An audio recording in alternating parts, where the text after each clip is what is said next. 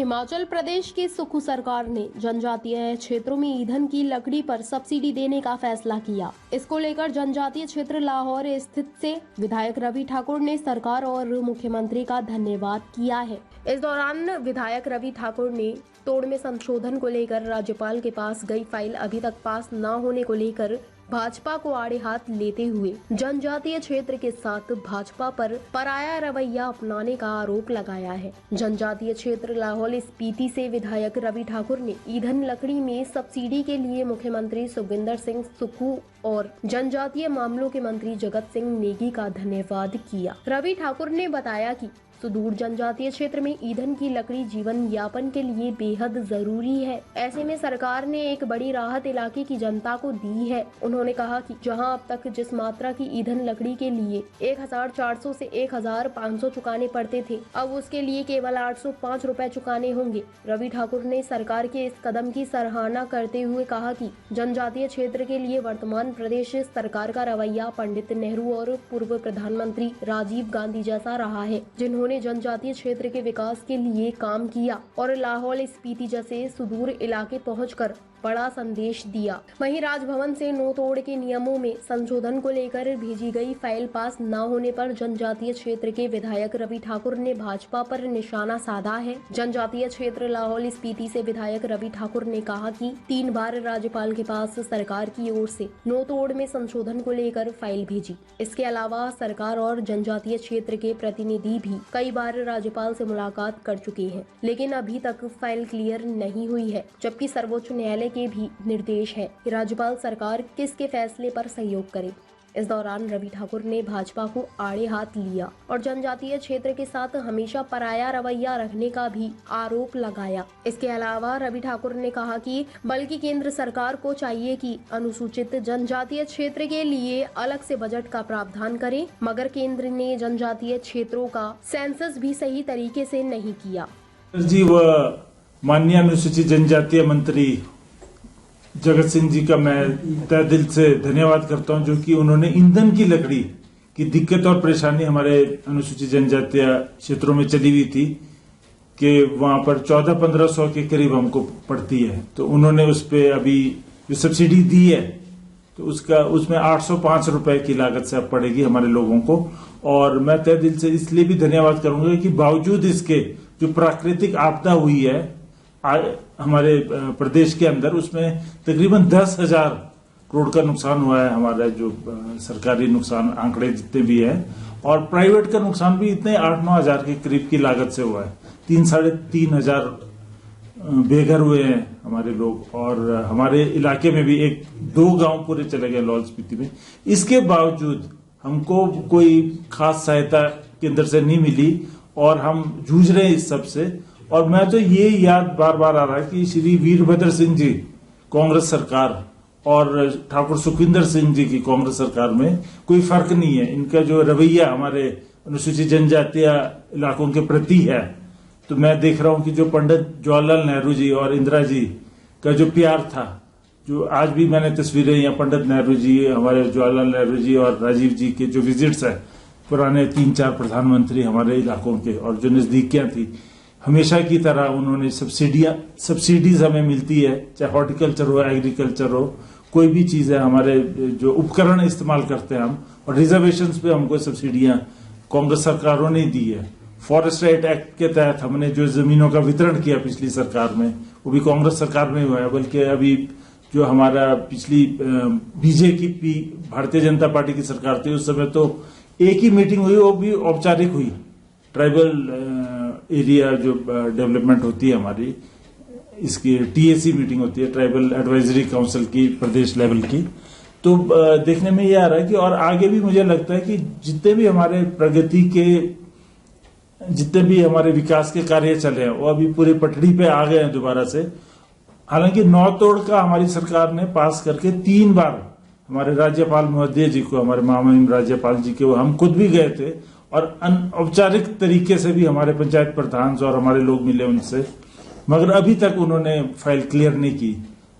जबकि ये हमारे सुप्रीम कोर्ट का भी ये निर्देश है कि जो सरकार के जो भी फाइल जाती है राज्यपाल महोदय के पास, तो उसे रोका नहीं जाएगा। और कानूनी तौर पे वो पास होनी चाहिए, क्योंकि हमारा लोकतांत्रिक प्रणाली में जो भी सरकारें बनती है उसका कोई भी कार्य न रोका जाए। मगर फिर भी हम ये देख रहे हैं, ये जो रवैया है इनका अनुसूचित जनजातीय इलाकों की तरफ, वो बहुत अच्छा नहीं है भारतीय जनता पार्टी का। अभी जैसे हाटी की हमारी बात हुई है, तो मैं भी अनुसूचित जनजातीय इसमें आयोग में रहा हूं भारत सरकार में, और यहाँ से जितने भी हमारे, सिर्फ हाटी का नहीं, मतलब हमारा जो गिरिपार का इलाका है, ये अपना इधर मलाना का इलाका है, कई हल्के हमने, अपना ये भीड़ बंगाल का इलाका है और चुरा घाटी है, हमने बहुत सारे इंक्लूड किए थे। उतने तो नहीं हुए नोटिफिकेशंस, कुछ एक की भी हुई। तो इन्होंने सही तरीके से इसके जो सेंसस यहाँ से गए थे, ये श्री वीरभद्र सिंह जी की सरकार थी उस समय के गए हुए थे, तो सारे इंक्लूड नहीं हुए हैं। तो हम देखेंगे कि इनको भी, अभी आदिवासी कांग्रेस का मैं अध्यक्ष होते हुए हमने पूरा ऑर्गेनाइज किया है हिमाचल में, और इसको देखेंगे कि इनको भी अमली जामा पहनाया जाए, इनके हक हकूक पूरे वापस मिले। और ट्राइबल सब प्लान का जो बजट है 9% का, ये शेड्यूल्ड ट्राइब एरियाज के लिए है। तो अभी जो नई इंक्लूजन हुई है, तो भारत सरकार को चाहिए कि इनके लिए अलग से बजट का प्रावधान और अलग से इसके अलावा जो रिजर्वेशन है वो भी अलग से दिया जाए। अंदर और किन्नौर में, पांगी भरमौर में आप बहुत ज्यादा विकसित कर रहे हैं। ठाकुर सुखविंदर सरकार में हमारे वहां पर हमने एक खाका ऐसा बनाया जिसमें हेलीपोर्ट्स और स्कीइंग और हेली स्कीइंग और गंडोलास और बहुत सारी ऐसी, विंटर में आइस हॉकी खेल सकते हैं, आइस स्केटिंग कर सकते हैं, इन सब के लिए हम एक खाका बना रहे हैं पूरा। और हमारा पर्वतमाला के तहत भी हमने सैकड़ों करोड़ का दिल्ली में भेजा है, ये बना के कि वहां से अप्रूव होके जैसे आएगा तो वो काम भी शुरू करेंगे। तो धार्मिक और साहसिक पर्यटन पे हम लोग ज्यादा बढ़ावा दे रहे हैं। इको फ्रेंडली, पर्यावरण को ध्यान में रखते हुए इको फ्रेंडली टूरिज्म को ज्यादा ध्यान में रख रहे हैं, और वहां पे गंदगी ना फैले। और हमारे वहां पे जितना भी है ये सॉलिड वेस्ट मैनेजमेंट है, इंसिनेटर्स सही तरीके से लगाया जाए, सही तरीके की पार्किंग हो, संचालन जैसे वहां पर जो भी हो, वहां के इलाके को देखते हुए, वहां की सुंदरता को, जैसे भूटान की तरजीह पे लोकल आर्किटेक्चर इस्तेमाल हो, वहां पर ज्यादा से ज्यादा वेशभूषा हो, वहां की जो पुराने बौद्ध मठ है उसको विकसित करें, उनका संरक्षण करें। तो इन सब चीजों पे ध्यान दे रहे हैं।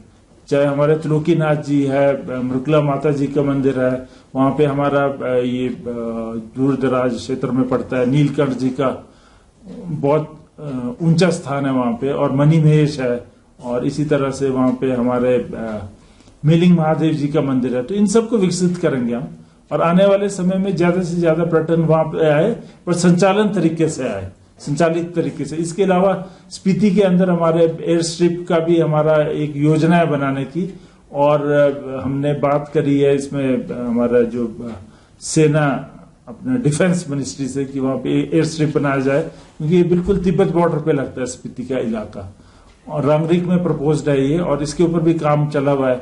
इसी तरह से मुदभावा रोड को दोबारा बनाने का, सोलर 800 मेगावाट का सोलर करने का हमारी योजना है स्पीति घाटी में, क्योंकि थिन एयर है, ऊंची जगह है, और वहां पे बारिश ज्यादा नहीं होती है, वर्षा ऋतु का मौसम नहीं रहता, तो हमारे वहां सोलर बहुत अच्छी तरह से विकसित किया जा सकता है। और इसी तरह से हम जूझ रहे हैं पीछे प्राकृतिक आपदा में, लाहौल स्पीति में भी बहुत ज्यादा नुकसान हुआ।